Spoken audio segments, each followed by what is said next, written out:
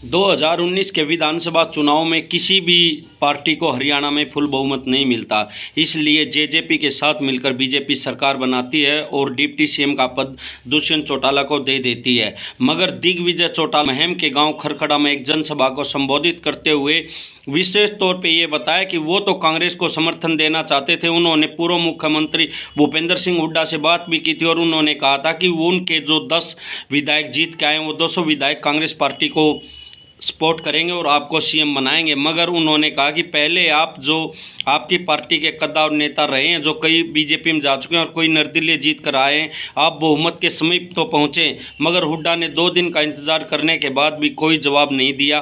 तो दिग्विजय चौटाला ने बताया कि उन्हें मजबूरी में होकर ये जो बीजेपी पार्टी है इसको समर्थन देना पड़ा, उनकी सरकार बनवा। देखिए दिग्विजय चौटाला ने क्या। आजकल भूपेंद्र हुड्डा जी और उनके लाडले सपूत मेरे बड़े भाई दीपेंद्र हुड्डा जी गांव-गांव जाकर हरियाणा में एक बात कहते हैं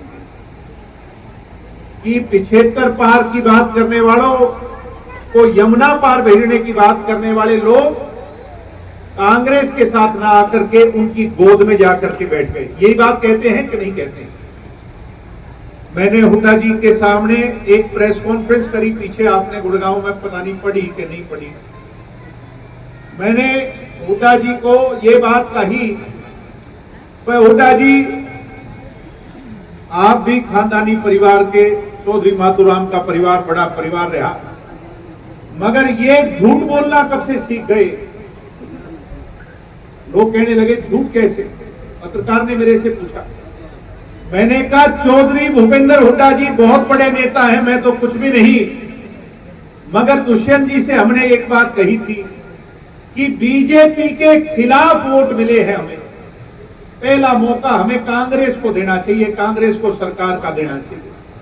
दुष्यंत ने मुझे और डॉक्टर केसी बांगड़ को यह कह के खुली छूट दी थी कि जाओ भूपेंद्र हुड्डा से बात करो और हुड्डा साहब के पास अगर निर्दलीय का समर्थन मिलाकर के पूरी सरकार बनने का जोड़ बैठता हो तो हम हुड्डा को चीफ मिनिस्टर बना देंगे, हमें कोई दिक्कत नहीं।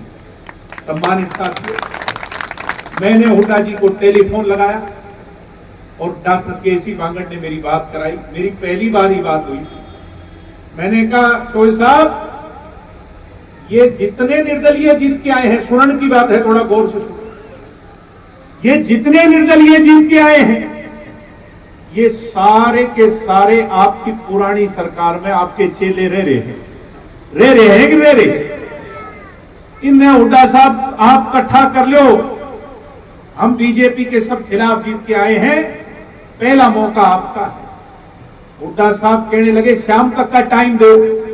हमने शाम तक का टाइम दिया। मैंने हुड्डा साहब को दोबारा फोन मारा, बोला कल सुबह फैसला करेंगे।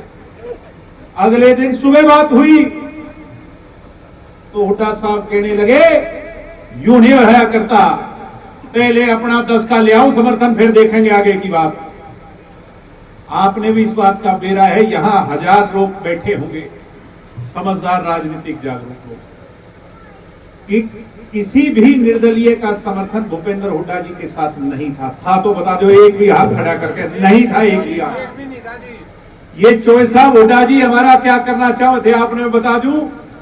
इनकी एक सोच थी कि बीजेपी का राज तो निर्दलीय के साथ बन जाए, तू विपक्ष का नेता बन जाए और इस दुष्यंत चौटाला की हालात कुलदीप बिश्नोई की हरियाणा जनहित कांग्रेस पार्टी जैसी हो जाए, ये अकेला रह जाए। 15 साल तो संघर्ष में इन्हें हो लिए, 5 साल और ये विपक्ष में बैठ जाएंगे, 20 साल में एक पीढ़ी बदल जाती है, इनको कोई पूछेगा ही नहीं। यही बात थी कि नहीं थी? सम्मानित बुजुर्गों, नौजवानों, इनकी एक सोच थी कि दुष्यंत चौटाला की राजनीतिक हत्या कर दी जाए, मगर वो इनके भुलेखे में आने वाला नेता नहीं, पढ़ा लिखा नेता है। दुष्यंत चौटाला ने बीजेपी को खुला ऑफर दिया। भारतीय जनता पार्टी के बड़े नेता, आज देश के गृह मंत्री हैं अमित शाह जी ने दुष्यंत को बुलाया। 5 बड़ी बातों पर समझौता हुआ। सत्ता सुख भोगने का साधन नहीं, जनसेवा का माध्यम है। इस नीति पर उन 5 बातों को लेकर के हम सरकार में शामिल हुए। दुष्यंत उप मुख्यमंत्री बने। सम्मानित साथियों, उप मुख्यमंत्री बनने के बाद 75% आरक्षण पहली कलम से लागू किया कि नहीं किया? आज जनता बैठी है सामने, बताओ। मगर भूपेंद्र हुड्डा ने फरीदाबाद की इंडस्ट्रियल एसोसिएशन के मार्फिक 13 वकील दुष्यंत के खिलाफ हाई कोर्ट में खड़े कर दिए। वो मामला स्टे हो गया। आज वहां पर हमें कोई फैसला हमारे हक में नहीं मिला, मामला सुप्रीम कोर्ट में पेंडिंग है।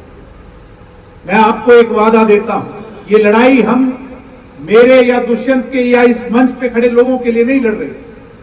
गरीब परिवार के बच्चे जो आज सरकारी नौकरी नहीं लग सकते, उनको प्राइवेट कंपनियों के अंदर कम से कम स्थायी रोजगार मिल जाए, उनके लिए लड़ रहे हैं। में हमारे पर आरोप लगने लगे थे, मंडी टूटेंगी, एमएसपी खत्म होगी।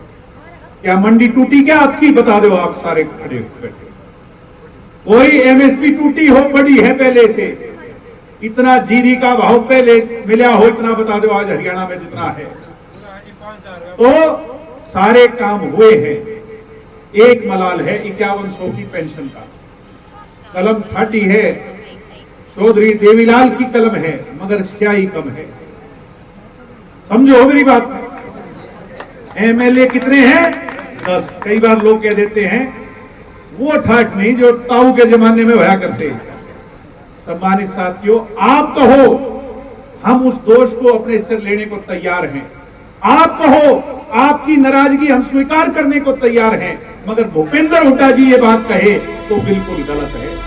हुड्डा जी आपके तो हुड्डा जी के 67 विधायक थे। कितने थे? 67 विधायक थे, और एक मौके 45 थे, 5 ये मिला के दूसरे। 10 साल मुख्यमंत्री जी कौन थे? हुड्डा जी थे। कितनी पेंशन बढ़ाई? 750 रुपये। दुष्यंत ने 2 साल कोरोना के, किसान आंदोलन के, पता नहीं क्या क्या मुश्किलात आई, 4 साल मसा सरकार चली है, कितनी पेंशन बढ़ा दी? 1000 रुपये बढ़ा दी कि नहीं बढ़ा दी? हमारे कितने एमएलए? 10 एमएलए। अगर हमारे पास 67 छोड़ो, 60 छोड़ो, 50 छोड़ो, 40 एमएलए भी होते तो पहले दिन 5100 पेंशन कर देते। और करने वाला ही किया करता है, करने वाला ही किया करता है। मैं आज खुले मंच पे कह के जा रहा हूं, प्रत्यक्ष को प्रमाण की आवश्यकता नहीं होती। जिस दिन 5100 होगी तो दुष्यंत चौटाला ही करेगा, ये भी मैं आज आपके बीच में कहता हूं। तो इन बहकावे में ना आइयो। इनके ये सारे इकट्ठे हो रहे हैं, इनकी एक यूनियन बना दी जाए तो कोई कहना गलत नहीं होगा, जिसमें हुड्डा साहब भी हैं, जिसमें ये सुरजेवाला जी भी हैं, शैलजा जी भी हैं, मैडम किरण जी भी हैं, मेरे चाचा जी अभय सिंह जी भी हैं, और एक आपके यहाँ का एमएलए है कुंडू साहब।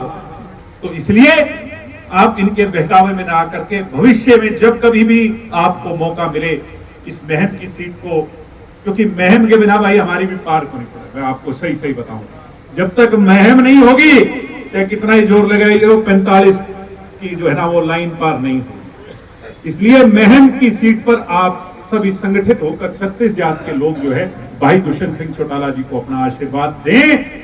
जो कोई भी कैंडिडेट हो उसको यहां से आगे जिता करके भेजने का काम करें, और जब भी मौका आएगा हरियाणा की जनता का आशीर्वाद निश्चित तौर पर भाई दुष्यंत को मिलेगा, और वो हरियाणा का मुख्यमंत्री पूरा जरूर बनेगा।